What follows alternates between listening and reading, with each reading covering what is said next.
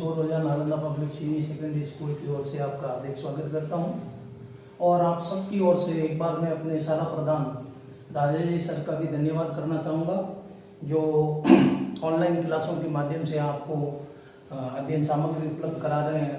Paper को लेकर आपके लिए रोजाना अध्ययन की सामग्री जो है उपलब्ध करवा रहे हैं, तो इसलिए मैं आपकी ओर से भी एक बार उनका धन्यवाद करना चाहूँगा। जैसा कि पिछली वीडियो में हमने देखा 3 प्रश्नों को हल किए थे हमने 1919 से 1947, फिर क्रांति का स्वरूप, क्रांति के कारण। अब एक और क्वेश्चन आपने देखा होगा डेस्कटॉप के नीचे मैंने दिया हुआ है टिप्पणियों को लेकर। कई बार मैंने आपको बताया कि इसी अध्याय में 3 में निबंधात्मक क्वेश्चन जो है वो 6 नंबर का सीधा डायरेक्ट न पूछकर आपको ऐसा दे देगा कि निम्न में से किन्हीं 2 पर टिप्पणियां लिखिए। 3-3 नंबर की 2 टिप्पणियां पूछी जाएगी आपसे। वहां 3 से 4 जो है बिंदु आपको दिए होंगे, उनमें से कोई भी 2 आपको सेलेक्ट करके टिप्पणी करनी होगी। तो उन्हीं टिप्पणियों में मैंने कुछ इसमें खास 5-6 टिप्पणियों का जिक्र किया है। जैसे नंबर 1 चंपारण आंदोलन, नंबर 2 दस्तक प्रथा, नंबर 3 जो है वीडी सावरकर, और नंबर 4 सन्यासी विद्रोह, और नंबर 5 पर जो है हो सकता है नंबर आगे पीछे हो, प्लासी युद्ध। ये 5 मुख्य टिप्पणियां जो है मैंने आपको उसके अंदर बताई है इंपॉर्टेंट के रूप में, जिसमें सबसे इंपॉर्टेंट जो है वो चंपारण, वीडी सावरकर या सन्यासी विद्रोह के लेकर 5 जो है इंपॉर्टेंट वैसे। तो इन 5 को हम एक एक करके यहाँ समझेंगे अभी कि चंपारण क्या है, दस्तक प्रथा क्या थी, वीडी सावरकर को लेकर उनके जीवन परिचय और उन पर क्या टिप्पणी लिखी जा सकती है, या सन्यासी विद्रोह को लेकर हम क्या लिखे और प्लासी युद्ध को लेकर क्या लिखे। तो सबसे पहले हम स्टार्ट करते हैं, चंपारण से शुरू करते हैं। चंपारण आंदोलन, जैसा कि मैंने आपको क्लास के अंदर भी पहले बताया हुआ है कि चंपारण आंदोलन जो है वो भारत में गांधी जी का प्रथम राजनीतिक सक्रिय रूप से आंदोलन था। हमने पहले पढ़ा हुआ है कि 9 जनवरी 1915 को गांधी जी अफ्रीका से भारत लौटे, जिसे हम 9 जनवरी को प्रतिवर्ष प्रवासी दिवस के रूप में मनाते हैं।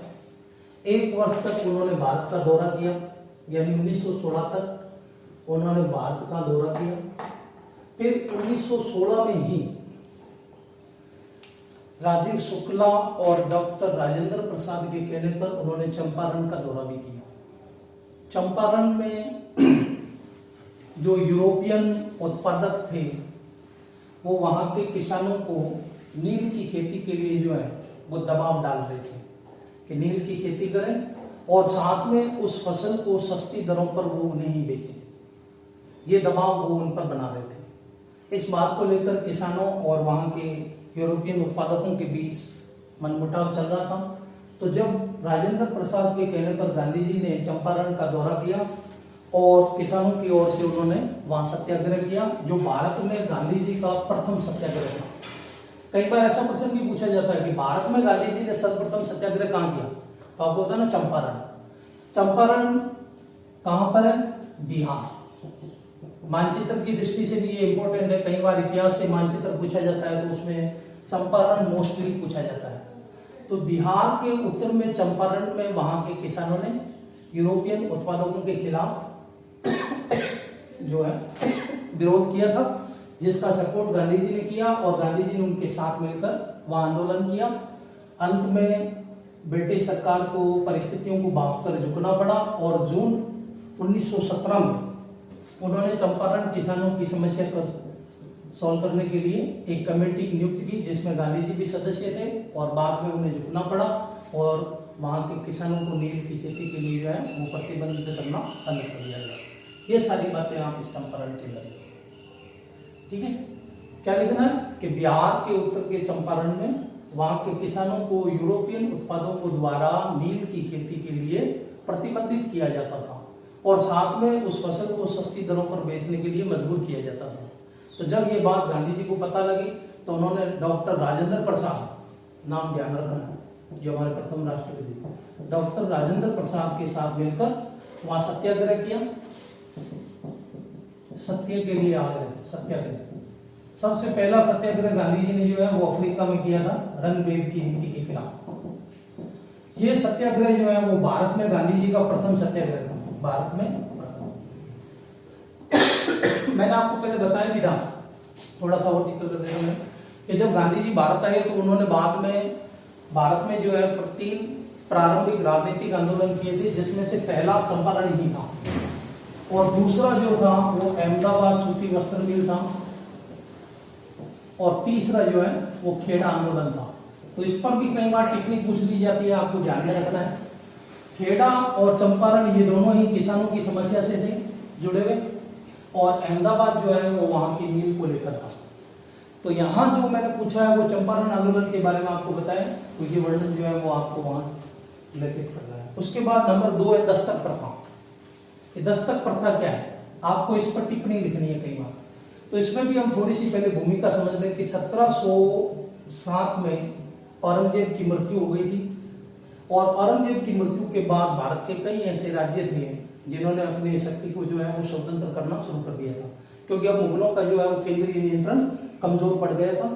और उसी नियंत्रण में बंगाल जो कि उस समय भारत का सर्वाधिक जो है वो शक्तिशाली क्षेत्र माना जाता था, तो बंगाल में अंग्रेजों ने जो है वो अपने पैर पसारने शुरू कर दिए थे।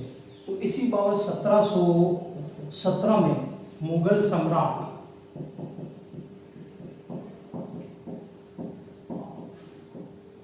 फर्रुखसियर ने अंग्रेजों को जो है वो 3000 रुपए नजराने के बदले में 3000 रुपए वार्षिक नजराने के बदले के रूप में सीमा शुल्क से मुक्त कर दिया था। और उन्होंने इस 3000 नजराने के बदले में जो है 38 गांवों की जिम्मेदारी जो है 38 गांवों की जिम्मेदारी हासिल कर ली थी और साथ में फर्रुखसियर द्वारा उन्हें एक दस्तक का मतलब एक विशेष अनुमति पत्र जो चुंगी मुक्ति के लिए वो हासिल कर लिया था। इस कारण इसे ही दस्तक प्रथा कहा जाता है। अंग्रेजों ने जब ये चुंगी मुक्ति अनुमति पत्र हासिल किया तो उन्होंने इस अनुमति पत्र का जो है दुरुपयोग करना शुरू कर दिया। उन्होंने भारतीय व्यापारियों को ये अनुमति पत्र देकर सीधे उनसे जो है वो पैसे ऐंठने शुरू कर दिए थे, जिसके कारण बंगाल के नवाब के पास यानी बंगाल के राजकोष में वो पैसा जाना बंद हो गया, उसको आर्थिक नुकसान होने लगा। इसी बात को लेकर बंगाल के नवाब सिराजुद्दौला, जिसका जिक्र हम प्लासी युद्ध में भी करेंगे, सिराजुद्दौला और अंग्रेजों के बीच मनमुटाव बढ़ गए और आगे चलकर उन दोनों के बीच में प्लासी का युद्ध हुआ। ये सारी टिप्पणी जो है वो हम दस्तक प्रथा के लिए 1717 में मुगल सम्राट फर्रुखसियर ने, नाम याद रखना है, फर्रुखसियर ने अंग्रेजों को 3000 रुपए नजराने के बदले में सीमा शुल्क से मुक्ति प्रदान करते हुए सीमा शुल्क से और साथ में चुंगी मुक्ति के लिए एक विशेष प्रकार का अनुमति पत्र जो दस्तक कहलाता था वो प्रदान किया था। अंग्रेजों ने उस दस्तक का दुरुपयोग किया, उन्होंने भारतीय व्यापारियों को वो दस्तक देकर पैसे ऐंठने शुरू कर दिए। जब इस बात का पता बंगाल के नवाब सिराजुद्दौला को लगा बाद में, तो अंग्रेजों और सिराजुद्दौला के बीच प्लासी का युद्ध हुआ। ये बात सारी दस्तक प्रथा के अंदर है। उसके बाद नेक्स्ट है वीडी सावरकर। भारत के प्रमुख क्रांतिकारियों में वीडी सावरकर का नाम जो है वो मुख्य रूप से लिया जाता है और इस पर विरोधाभास भी है। बहुत से लोग इससे समर्थक और विरोधी भी हैं। तो वीडी सावरकर में टिप्पणी जब आपसे पूछी जाए तो आपको उसके जीवन परिचय के बारे में बताना है थोड़ा, और उसने क्रांतिकारी गतिविधियों में किस प्रकार हिस्सा लिया, कैसे भारत में क्रांतिकारी गतिविधियों को बढ़ावा दिया, वो सारी बातें बतानी। तो मोस्टली इसमें आपको जो बतानी है वो बिंदु बिंदु मैं आपको एक बार यहाँ लिख के बता रहा हूँ। सबसे पहले आपको उसमें उसके जन्म के बारे में बताना है, जो हम लिखेंगे 28 मई 1883। कहाँ पर हुआ? नासिक। नासिक कहाँ है? महाराष्ट्र। तो आपको फर्स्ट लाइन आप चाहे तो लिख सकते हैं कि वीडी सावरकर जो है वो एक प्रमुख क्रांतिकारी ही नहीं बल्कि राष्ट्रीयवाद के प्रमुख समर्थक थे और उनका जन्म 28 मई 1883 को महाराष्ट्र के नासिक में हुआ। ठीक है, उसके बाद दूसरी चीज जो इसमें बतानी है, उनके माता पिता का नाम यदि आपको याद है तो आप बता सकते हैं। नंबर, पिता दामोदर पंत, माता राधाबाई। ये दो नाम आपको याद रखने कि उनके पिता दामोदर पंत और माता राधाबाई थी, जिनकी इनके बाल्यकाल में ही देहांत हो गया था। इस कारण बाद में इनका पालन पोषण जो है वो इनके बड़े भाई गणेश द्वारा किया गया। ये बात भी आप इसमें बता सकते हैं। उसके बाद आपको इसमें बताना है कि किसी प्रकार उन्होंने 1901 में नासिक के ही शिवाजी हाई स्कूल से अपनी मैट्रिक पढ़ाई पूर्ण की। ये नेक्स्ट लाइन आप इसमें ऐसे लिखिए कि 1901 में अपनी मैट्रिक पढ़ाई पूरी करने के बाद उन्होंने बाद में पूना के फर्ग्यूसन कॉलेज में दाखिला लिया और वहां से स्नातक की पढ़ाई पूरी की। लेकिन 1905 में बंग के समय, क्या है बंगाल का विभाजन, कि जब लॉर्ड कर्जन गवर्नर बनकर आया तो उसने हिंदू मुसलमानों में फूट डालने के लिए बंगाल के 2 टुकड़े कर दिए थे, जो बंग के नाम से जाने जाते हैं। किसके द्वारा किया गया? कर्जन द्वारा। इससे पहले 1904 में उन्होंने अभिनव भारत नाम का एक संगठन भी बनाया था, अभिनव भारत, ये भी आप इसमें लिख सकते हैं। तो 1905 में बंग के विरोध में उन्होंने मेला नामक एक संगठन बनाकर इसका विरोध किया था। इस कारण उन्हें कॉलेज से कुछ समय के लिए वंचित कर दिया गया था। बाद में ये वकालत करने के लिए लंदन चले गए और वहां पर इनकी मुलाकात जो है वो लाला हरदयाल और श्यामजी कृष्ण वर्मा से होती है। इन दोनों के साथ मिलकर उन्होंने 1907 में इंडिया हाउस के अंदर जब 1857 की क्रांति की स्वर्ण जयंती मनाई जा रही थी तो उसमें बढ़ चढ़ कर हिस्सा लिया और एक पुस्तक भी लिखी इन्होंने 1909 में, जो इनकी सबसे प्रसिद्ध पुस्तक थी, भारत का प्रथम स्वतंत्रता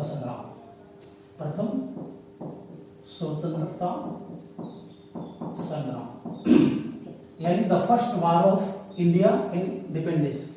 इसी पुस्तक में इन्होंने पहली बार सर्वप्रथम जो है वो 1857 की क्रांति को गदर न कहकर भारत का प्रथम स्वतंत्रता संग्राम बताया था। इस कारण इसकी पुस्तक पर बैन लग गया था, यानी अंग्रेज सरकार ने उस पर रोक लगा दी और बाद में वही पुस्तक जो है वो गुप्त रूप से पूरे भारत में उसकी प्रतियां जो है वो बांटी गई और लोगों तक उसकी आवाज को पहुंचाया गया। फिर इस स्वर्ण जयंती में भाग लेने के कारण इन पर ब्रिटिश सरकार द्वारा जो है वो केस चलाया गया और 1910 में इन्हें आजीवन कारावास की सजा सुनाई गई।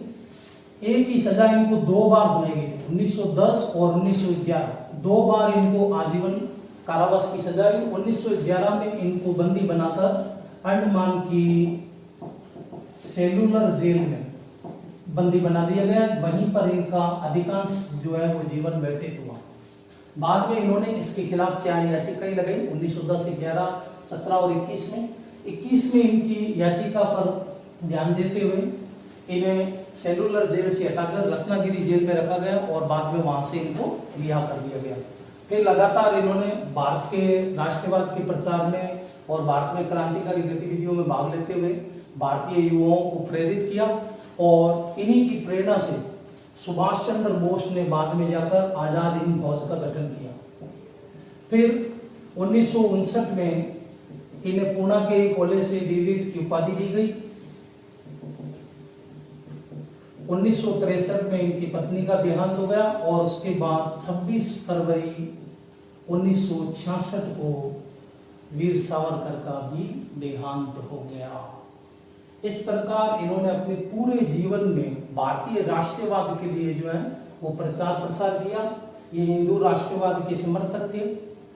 इनके जीवन की एक और घटना है, इन्होंने हिंदुओं द्वारा गाय के पूजने का भी विरोध किया। ये भी आप बात इसमें बता सकते हैं, नहीं तो आवश्यकता नहीं है, इतना आपको इसके अंदर लिखना है वीर सावरकर के। तो आपको 3 नंबर जो है वो टिप्पणी के द्वारा प्राप्त हो सकते हैं।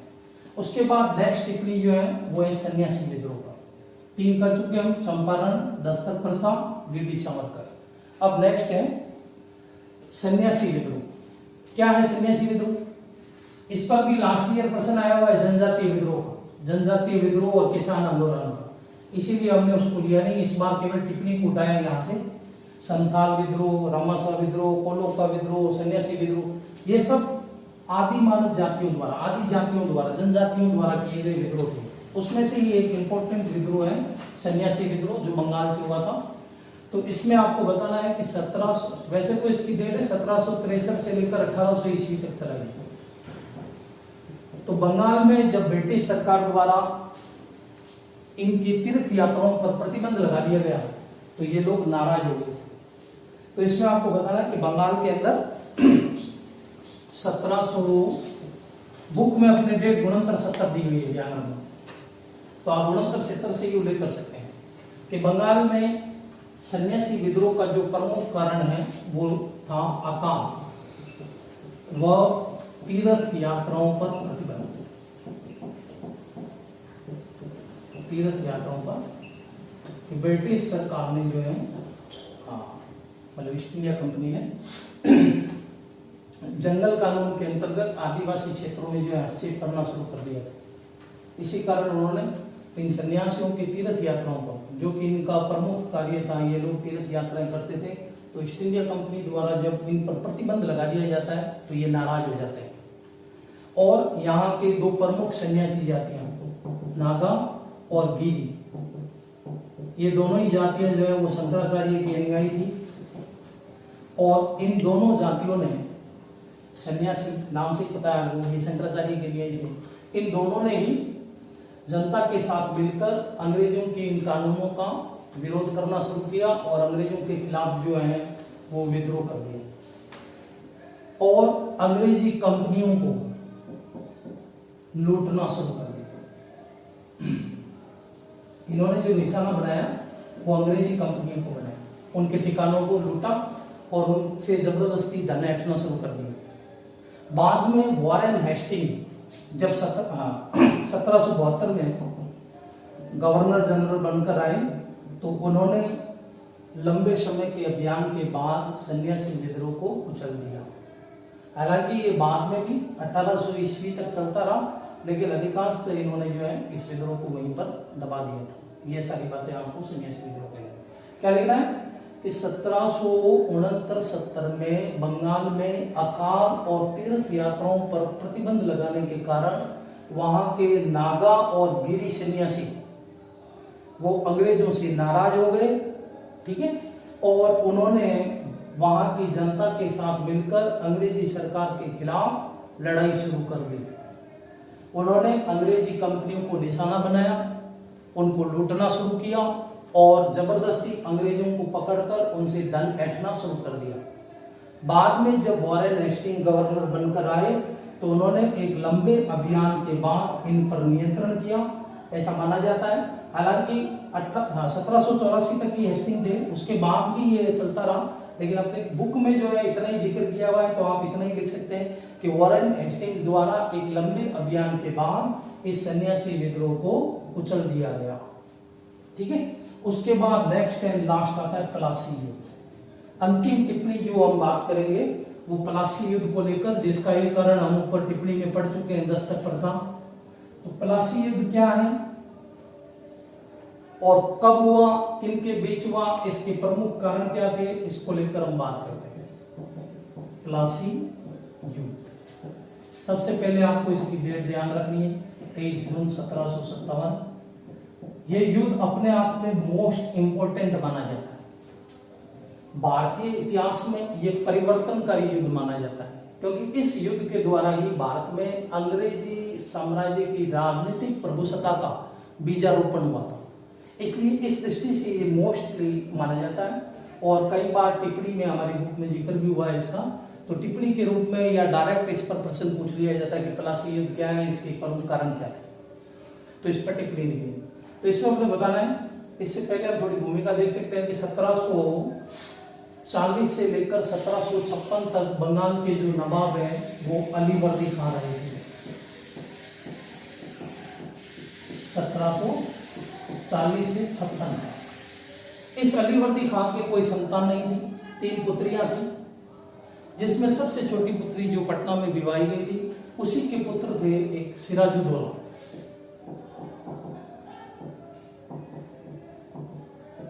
जिनको इनका उत्तराधिकारी घोषित कर दिया गया। उन्हीं के साथ अंग्रेजों का मनमुटाव हुआ और 23 जून 1757 को इनके बीच जो युद्ध हुआ वो इतिहास में प्लासी युद्ध कहा जाता है। तो इस प्लासी युद्ध के कुछ कारण थे जिनका जिक्र आप इसमें कर सकते हैं। पहले आप देख सकते हैं कि 23 जून 1757 को बंगाल के नवाब सिराजुद्दौला और अंग्रेजों के बीच युद्ध हुआ, जो इतिहास में प्लासी युद्ध के नाम से जाना जाता है।